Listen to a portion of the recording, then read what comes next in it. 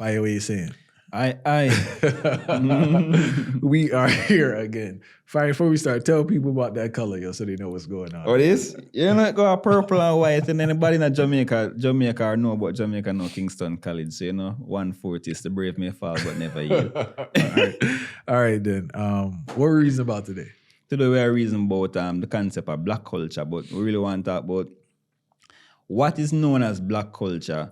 To most people, is white-made black culture. Yeah, so that's what I want. And I want to say respect to my man Beers, one of the #1 teachers in Philadelphia. We were reasoning, and he brought it up, and that's why I had to pirate. He's the reason I came up with this idea, or he inspired this podcast. So respect to Beers same way.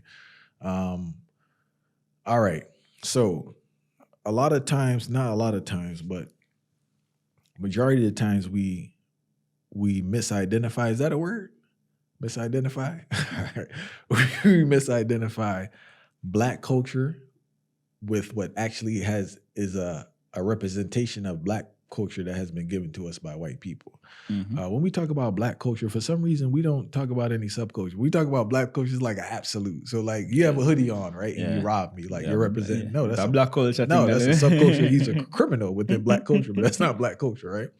Now, the black culture we receive is obviously through the media.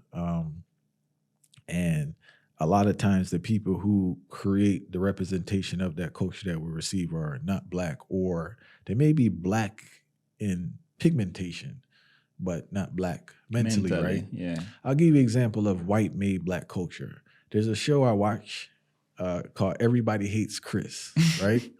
I guess it's supposed to be about Chris Rock in his childhood. Check out the show. I'm not sure if it's streaming for free.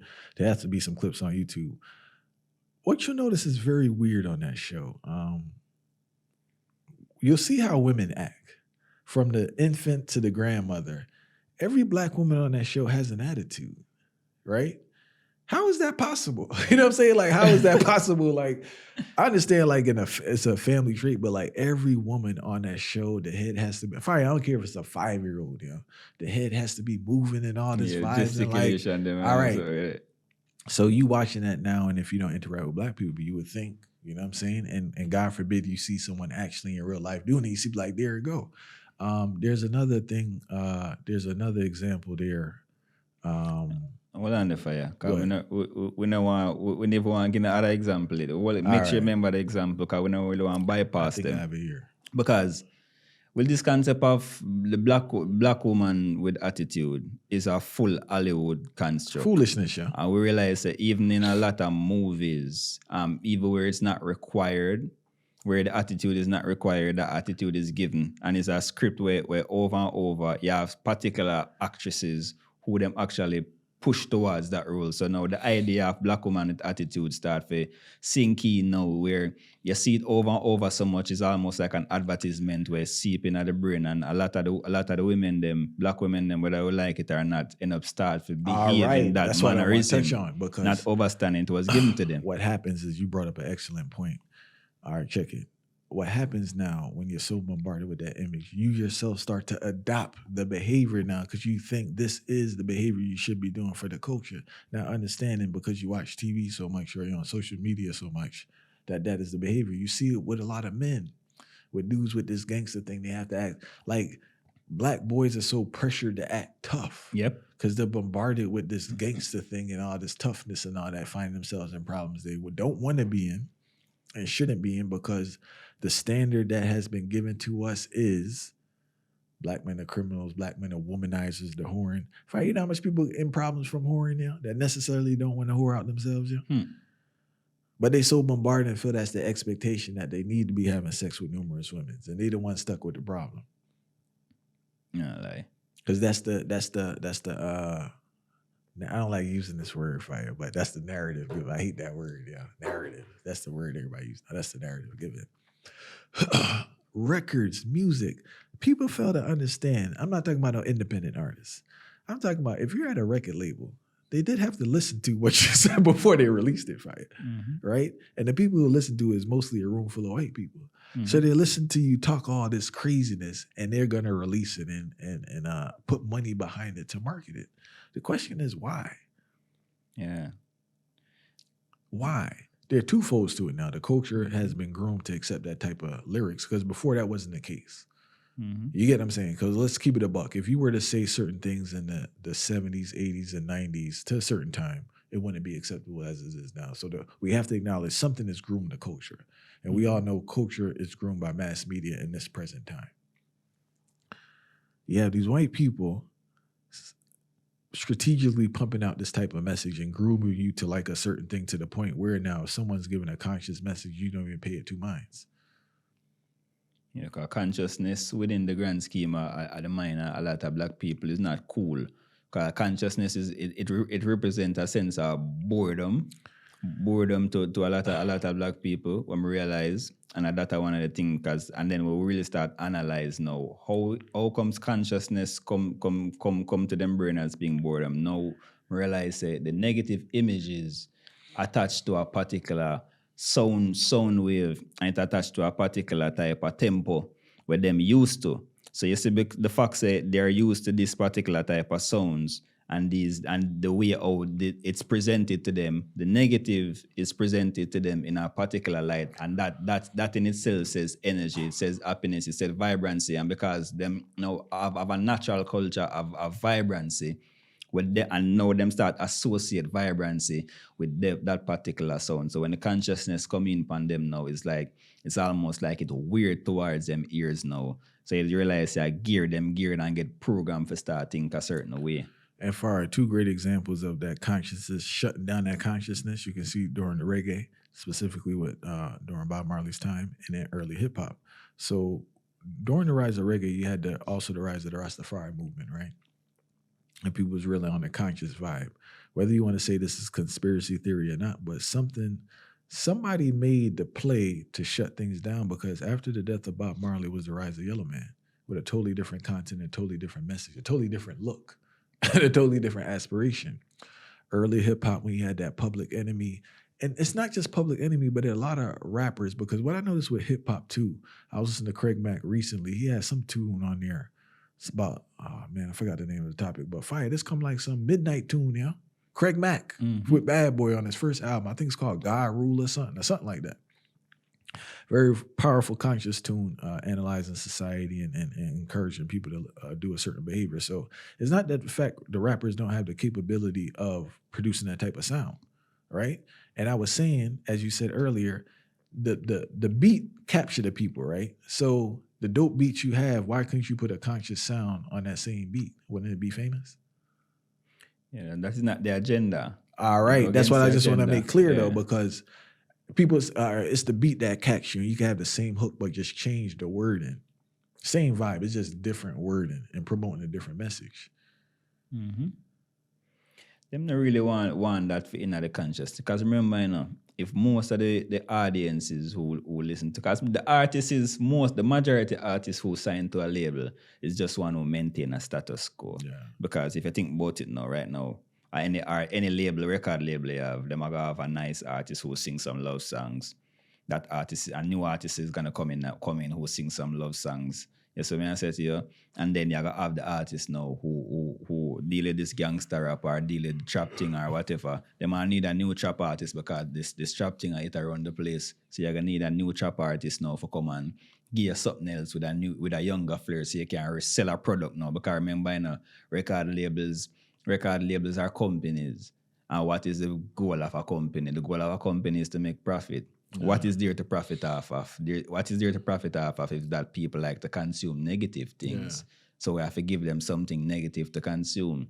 And that is what it is now. But not realizing now that, now them realize it now, but I talk about the people them. Yeah.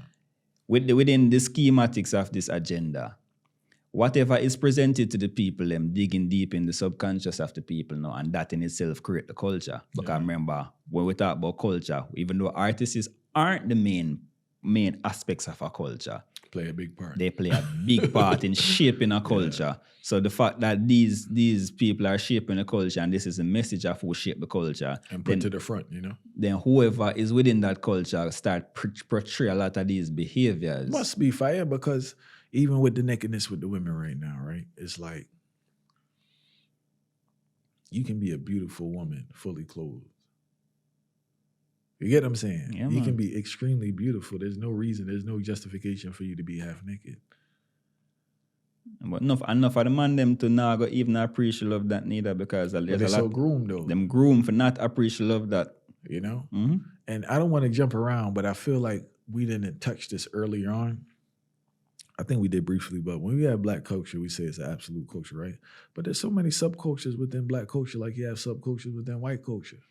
But I notice more in white culture, because they control the media, they do acknowledge the subcultures. They acknowledge that this is not a representation of the mainstream. So for us now, they just try to focus on the negative aspect. But it's like, you have your wealthy aspect, you have your cultural aspect, you have your lower end, your gangster aspect, your this and that. But it's like they take the worst part of the culture and they try to use that as the umbrella representation of the culture. And we're telling everyone listening right now to, one, you have to stop believing that. Mm-hmm. Because it's not like, remember, because there are other representations of the culture, but they don't have the economic means to propagate the airways like a mainstream thing. Mm-hmm. So we can't say that other people aren't doing stuff. One, your taste has been so groomed not to even look at it, or you're not seeing it. So we can't say, like, because people always say this. Like, I remember somebody was saying about movies, like, people make a lot of dope movies with great representations of black families. You're not watching them. Yep. And even if it's in front of you, you don't want to watch it because your taste has been so groomed to see dysfunction. It's almost like it slow you down from how, because it's an adrenaline rush, You realize the agenda of the black culture that is put in front of the people. It is almost like a fast-paced thing to keep them. It needs drama. I think we have a collective addiction to drama. So you mentioned that now. That's the direction I go. Some love. You mentioned the drama now. Recently, I watched this thing called Beta Squad. Some bridging from England and thing. They might do some competition and they might try figure out who is the black person. So they might have like 5 person disguise, and they might try ask different questions to figure out who is the black person. It really made me start think deep to myself when I realized the questions them where they might ask the people them. Pure negativity and craziness, probably. Right? Negativity and craziness fill the whole aspect of where they might ask. Cause them start ask things around like all right, all of them, each of you said the N-word. Yeah. And things like, what's your favorite? Are you serious? Yeah, it's like serious. So, because they might try to get the concept of how black people would be communicating amongst them one another, are things where you can do. The general thing with black culture is the same way of black people would have the movement and can dance. And then if the way how you posture or you stand up, certain things where you say, things them where you do, all of these things. So it made me really realize the fact them really get to it. Them get to it now. The agenda itself has been carried out fully, and now in turn, black people become the agents of proposing a set black culture. Say that again before I get into the next thing about black people. Repeat that one. Yeah, black people have become the agents of proposing the white-made black culture. All right, check this now, right? You see this online thing like YouTube and all that? Mm-hmm. One, majority of these black YouTube channels or podcasts are owned by white people, right? Mm-hmm. When I look at the thing, I don't really see, I see white men disagree, right? But I don't see white men bragging about beating people up, 40-year-old men, 50-year-old beating people up, or I'll beat you up, or I'll knock you out, or I shot you, right? Mm-hmm. Now, that's being highlighted, and that's being supported, and that's getting the sponsorship. Mm-hmm. There are many other people speaking about things and having a strong representation of men and how men should conduct themselves with character, poise, and all those type of things, right? But back to what you were saying, these people now, because they're able to get that sponsorship from whoever, are being the agents of propagating this white created black culture, and they don't even know. Mm-hmm. And the thing is so out of hand is that, like, it's just such a battle to present a healthy image of a black person, because it seems like we got to the point where black people don't want to see a healthy image of black people. Yo, I think that's where I just think that, like, analyzing this thing, I think we reached a point where that disgusts you as a black person. I need to see the dysfunction and the drama, and if I don't see that now, it's like that kind of, you know how like the negative image supposed to just leave a bad taste in the mouth. It leave a bad taste in my mouth for just seeing a solid black person. Yo, I see this in the corporate environment already over and over again. So when it comes to that black person who is loud and always want to be the center of attention, Yeah. they're always the person who is supposedly liked in some aspect. Or come on, let's tag along. Yeah. And then then for some reason that black individual always feel like them need to outdo themselves. Yeah. Always get that attention. And how ignorance. do we? But the part to me now where really catch my attention is why. Why does that person feel like they need to be the center of attention? And how are they becoming center of attention by doing what? Who gave them that attitude to actually fulfill so that them could like, get attention? And what are the things them with them are doing it? And it's always the same thing. Yeah. It's always the same thing. It's always a black. If it's a black man for the most part, it's always the black man who have that high pitch, who have that high pitch. Always have some form of extra gesticulation. Extra gesticulation. Always want to outdo themselves and be seen. And then if it's a black woman, it's always that black woman who have to be loud and yes and all of these different things and carry on fire. And we really sit down and think about it. That's not our natural self. That's not ourself, and it's not a more than anything. If I want to go back to the thing, it's not a true representation of black culture. It's a representation of a subculture within black culture. That's what we don't want to acknowledge, and I can't repeat that enough. And it's just like the media has done such a great job of bombarding. Next thing I've been analyzing via sport analyst show. And listen to when I say this. I'm not a great sports person, but I could speak about the realm of basketball. The people I see with sports analyst jobs, not all of them, but majority of them, right? And please correct me if I'm wrong. People that deal with dysfunction, fire, they always had like some crazy thing going on in their career. They weren't like solid family men. No, real fire. Like check these people. They're not like just dudes that kind of. It's always dudes that been in a lot of trouble and had a lot of drama around their careers. Why is that person an analyst? And why does that person have a position? So I don't know if that's the only people that want the position. I have to put that out there, but it seems like they're attracted to dysfunction, and they what's the term? They celebrate dysfunction. You know. Yeah, because the drama we mentioned before, to the drama, remember, you know, them type of people that were more likely to have a dramatic effect towards the show. So they want to enhance that particular dramatic effect. You know? Yeah, it makes sense because my Brazier Ransom, the rapper, he have a line talking about tough, man. Yeah, big tough, yeah. He had a line talking about you know what Brazier and King Von? You ever heard somebody called King Von? King Von. I hear the name, I can't think about that song still. Yeah, one dark Brazier, yeah. Yeah. Dark person, and he was speaking about how they talk about rest in peace, King Von. It's not funny. Yeah. They was talking about this man, why he is what he is. He's a unique character. He's a trap rapper, and he's just a dark individual, you know?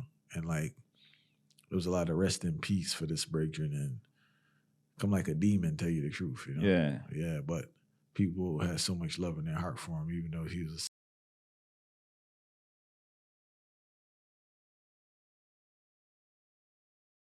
of a human being, along with all the people that he hurt.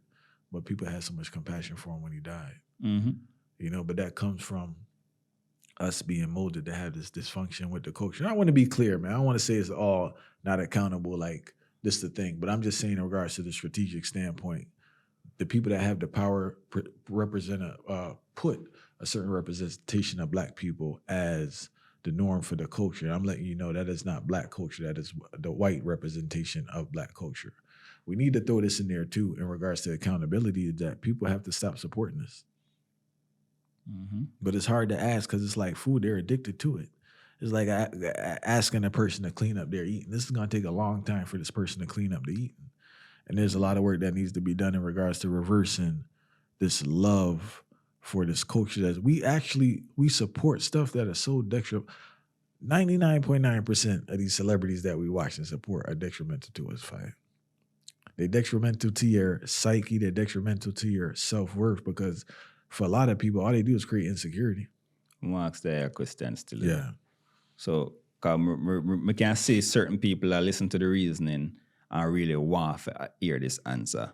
What is the real, actual representation of Black culture? What you identify as Black culture? I don't know, man. I think it's so diverse. You can't really, for me personally, I could do like my representation of it is first generation Jamaican, right? Hardworking people, family oriented, people of principle, people of character, people of standard, people with vision. You know, like because that's the culture I grew up around, and that's a subculture within the main culture.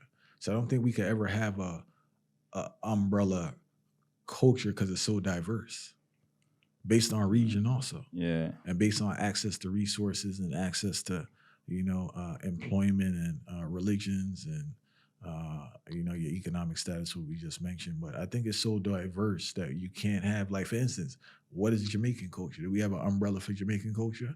The man in St. Elizabeth lived and talk totally different from the man in Westmoreland. The man in Westmoreland live a different life. Well, you know what the world think of Jamaican culture. Yeah. You have locks and you All right, smoke and that's weed not and Jamaican. You know what I'm everything. saying? Jamaican is a drinking culture. Not saying people don't burn herb in Jamaica, but Jamaica is a More alcoholic type of culture. culture. Yep. You get what I'm saying? Yep. And the locks thing is not embraced in Jamaica. Yeah, like never people would not think. so yeah. Maybe it get commercialized, but you know the history. But Mm-hmm. it goes to what I say. You have subcultures because depending on what family you're around, you may be around a family where it's a Rastafari religion. Mm-hmm. But then you may go in another household where they despise dreadlocks and they despise patois. You have to speak the King's English. Yeah.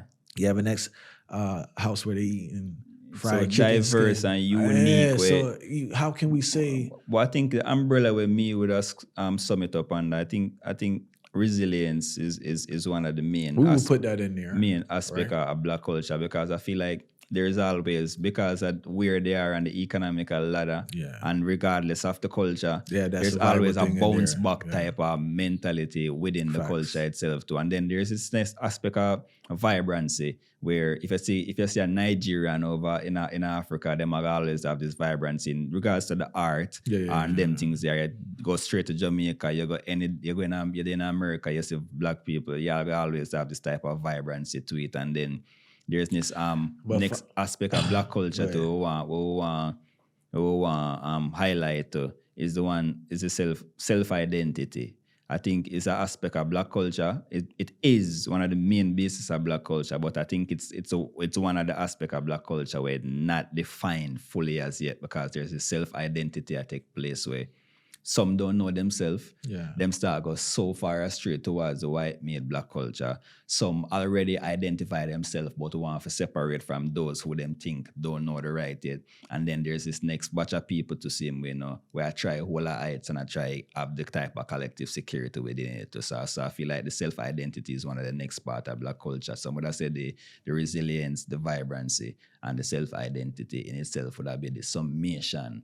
But those are all positive things. No, not the self-identity is not a full positive. Remember, so I just break it down, Because I said the self-identity, the reason why I'm going to put it as one of the main concept of Black culture is because it goes so much different direction. I got you. Because the self-identity is where lead way towards the white male Black culture, because we can't identify. The identification of self is one of the main confusion within black culture, regardless of Jamaica, in Africa, in US, anywhere at all.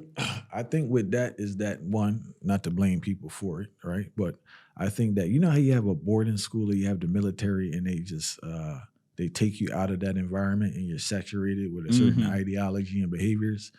Black people have to have that to kind of, you know what I'm saying, to find them, because as long as you're seeing billboards and bombarded with media and constantly getting these messages every day that you're nothing, white beauty is the highest standard, or you're this and that, they're always going to struggle with it in this environment unless you really find yourself. And people who find themselves really work on themselves. And I want to be clear, because you can grow around a Black conscious person and still be confused, because I think it's that self-work where you really find yourself. Because I know many people who, deal with certain things, but their kids kind of on a different vibe. And it's not because of them, they expose it to them, but the kids themselves haven't found that conviction and found themselves. Yeah. But like, unless you're able to do a lot of work, which most people aren't, right? It's the reality of it. Is very hard to really find yourself in this environment because it's not made for you to find yourself. But we need to have a start though. I think a lot of the problem where a lot of black people may say them not even have a start towards finding themselves. And even if them know of the concept.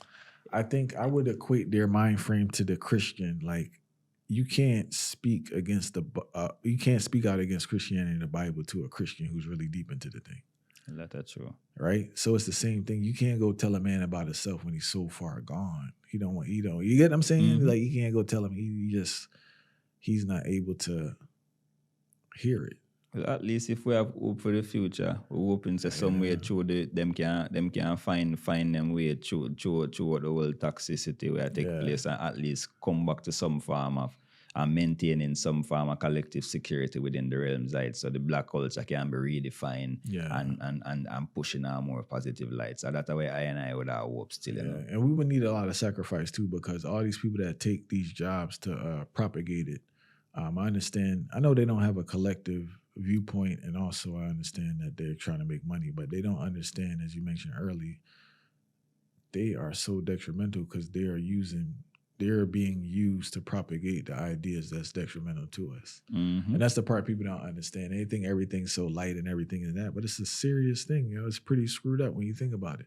Because when you do a movie and you're there shaking your head and doing all these things, it's like millions of people are seeing that, and they're being indoctrinated to believe like this is the norm. You know?